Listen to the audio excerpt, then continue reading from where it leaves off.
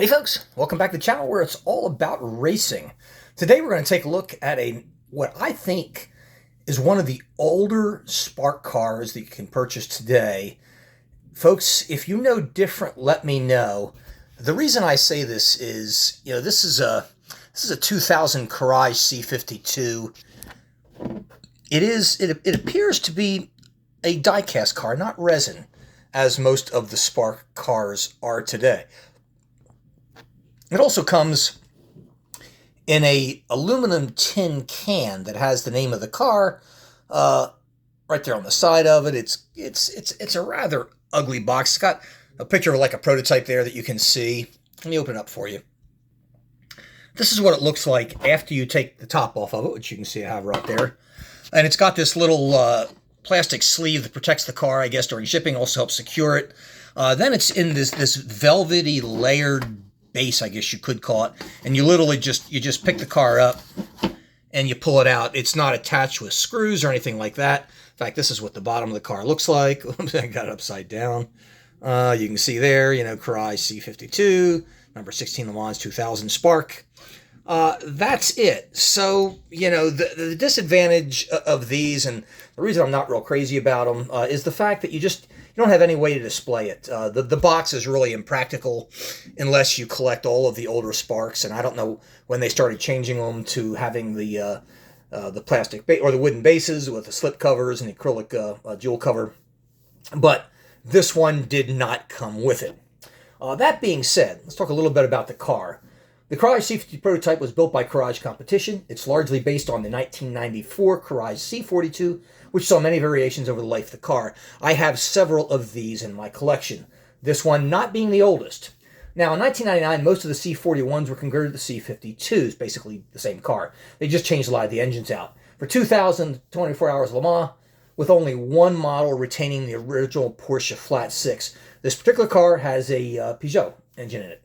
Now, the 2000 model has a carbon fiber aluminum honeycomb monocoque chassis and featured the latest 3.2-liter twin turbocharged Peugeot 832 V6 engine. And if you take a look at this car, you'll see Peugeot all over it. The rear wing, on the back, on the nose. Obvious, that they had a relationship with Peugeot, in this case, the engine. Now, in later 2000, the Courage C60 was introduced, bringing an end to the C41 line. Completely different car. Now, the driver lineup for the 2000 24 Hours Le Mans were all Frenchmen of Sébastien Bourdais, Olivier Grouillard, I hope I got that right, and Emmanuel Clerico, and I also got that right as well. Now, the drivers would finish with an amazing fourth-place finish, the fastest of the non-Audi entries. Guys, this was a car that was actually pretty doggone good. Now, that being said, as far as Spark goes, it's not a bad car. The drawback, as I'd mentioned, it does not have a base, does not have acrylic jewel cover. You're going to notice that, the detail work is actually pretty good, even as old as this car is. It does lack aerials. You're not going to find those on it, or tow hooks, some of the details you'd expect from it. And if you also notice the mirrors, even though they are rubber, they're slightly out of place. They just, I'm afraid to bend them because I don't want to ruin it. Interior cockpit details are not bad, particularly considering how old this car is or was.